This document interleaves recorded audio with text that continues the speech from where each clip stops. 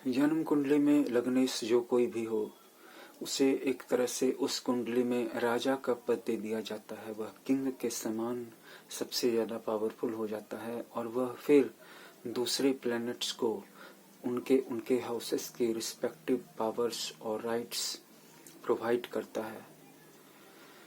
लग्नेश सबसे ज्यादा ताकतवर होता है। बाकी सारे ग्रह जैसे कि भाग्येश, दशमेश, कर्मेश, पंचमेश, सप्तमेश, ये सब उससे कम कम कम पावरफुल होते हैं। कुंडली में एक और भी तरीका है देखने का कि कौन सा भाव या कौन सा प्लेनेट सबसे ज्यादा ताकतवर होगा। लेकिन जो भी तरीका हो जानने का, उस तरीके के बाद जो भी प्लेनेट और जो भी भाव निकल करके आ जाए, फिर वही ग्रह और वही भाव आपका सर्वे सर्वा हो जाता है। वह आपको यानी कि जातक को, जातिकाओं को अपने अनुसार ढाल लेता है। फिर आप चाहे कोई और काम करें, लेकिन उसमें आप अधूरा अधूरा महसूस करेंगे। उसमें अगर सफलता मिल भी गई तो सुकून नहीं मिलेगा, चैन और शांति नहीं मिलेगी। लेकिन जो आपका कारक प्लैनेट है, यानी कि कारकांश कुंडली में सबसे पावरफुल प्लैनेट है, वही है जिसके काम करने के बाद आप अपने वास्तविक मैं को, उस पावरफुल सेल्फ को पहचान पाइएगा। और उस काम को करने के बाद फिर आपको वास्तविक शांति भी मिल जाएगी और सेटिस्फैक्शन का भाव भी मिल जाएगा।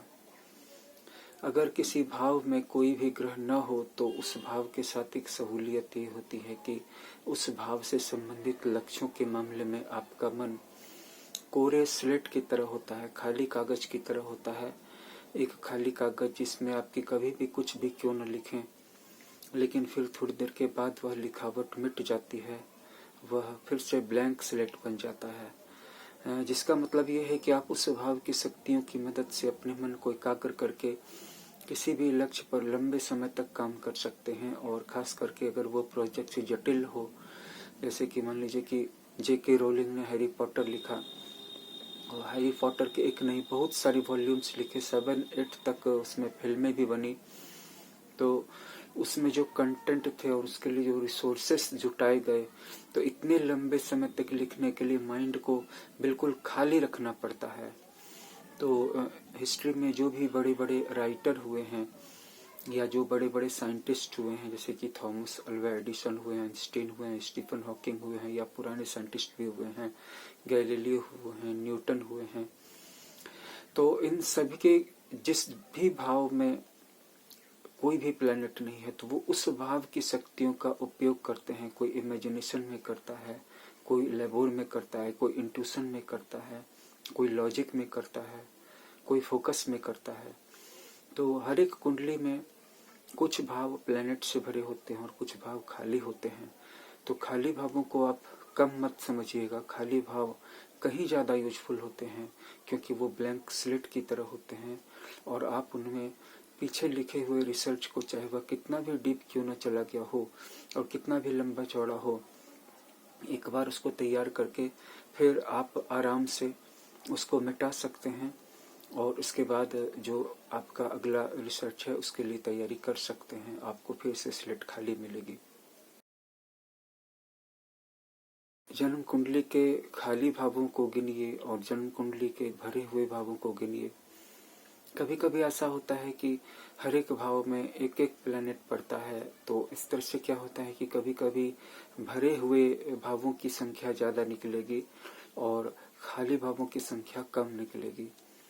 तो ऐसे जातक जो होते हैं ज्यादा रिजिड होते हैं, लेकिन उनका वो रिजिड होना कभी कभी उनके लिए हानिकारक हो जाता है, नुकसानदेह हो जाता है, क्योंकि वो अपने तय शेड्यूल में बदलाव नहीं लाते हैं और उनका जो शेड्यूल है बाद में गलत भी निकल जाता है, तो न तो उसको बदलते हैं और न ही अपनी गलती को स्वीकार करते हैं। अपनी गलती को स्वीकार करने का साहस तो केवल वही जातक कर सकते हैं जिनकी जन्म कुंडली के 12 हाउसेस में ज्यादा संख्या उन हाउसेस की है जिनमें कोई भी ग्रह नहीं है। और कभी कभी ऐसा भी होता है कि आप देखते होंगे कि एक एक भाव में 4-4 ग्रह हैं, 5-5 ग्रह हैं।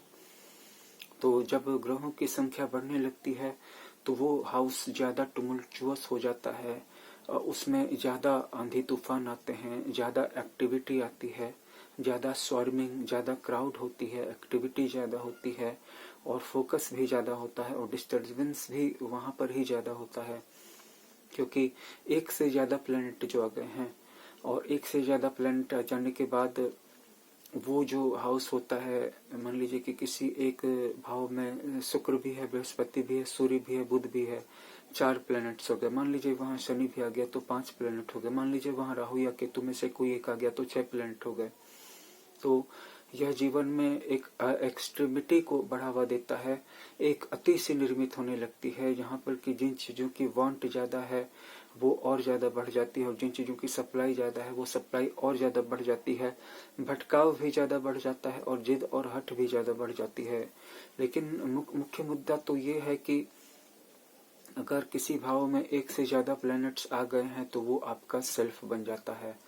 जैसे आप जानते हैं कि आपका जो लग्न है, असेंडेंट क्या है, पूरब में जैसे कि सूर्य का उदय होता है, वैसे ही सूर्य जब मध्याह्न के आकाश में या शाम के आकाश में चला जाता है या रात्रि में चला जाता है, तब भी आखिरकार पूरब में किसी न किसी स्टार का या स्टार क्लस का उदय या राइज तो होता ही रहता है। तो आपके जन्म के समय में पूरब में जिस स्टार क्लस्टर का उदय हो रहा था वही आपका जन्म नक्षत्र भी होगा और वही आपका जन्म लग्न भी होगा। तो जन्म लग्न आपका सबसे पहला सेल्फ होता है। दूसरा सेल्फ होता है मून, कि जिस राशि में आपका मून पड़ा है वो आपकी चंद्र राशि है। ज्यादातर वेस्टर्न एस्ट्रोलॉजर्स और वेस्टर्न माइंडसेट कुछ ऐसा है कि वे मून राशि को बहुत अहमियत देते हैं और बहुत सारे ऐसे वेस्टर्नर्स हैं जो सौर सेल्फ को यानी कि सोलर सेल्फ को ज्यादा महत्व देते हैं।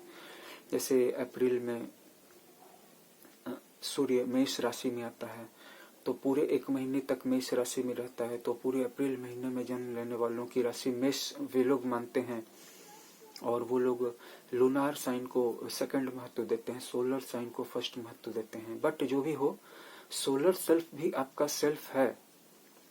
मान लीजिए कि किसी व्यक्ति का वृष लग्न है, कर्क राशि है और मकर राशि में सूर्य है, तो ये तीनों सेल्फ उसके सेल्फ हो जाएंगे।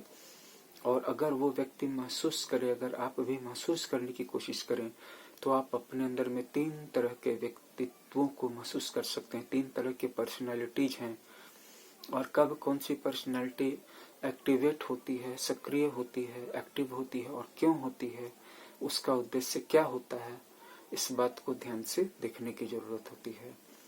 कहा भी क्या है कि अपने आप को जानो, नो दाई सेल्फ। और ज्योतिष का अर्थ भी वही है, ज्योति जोड़ श।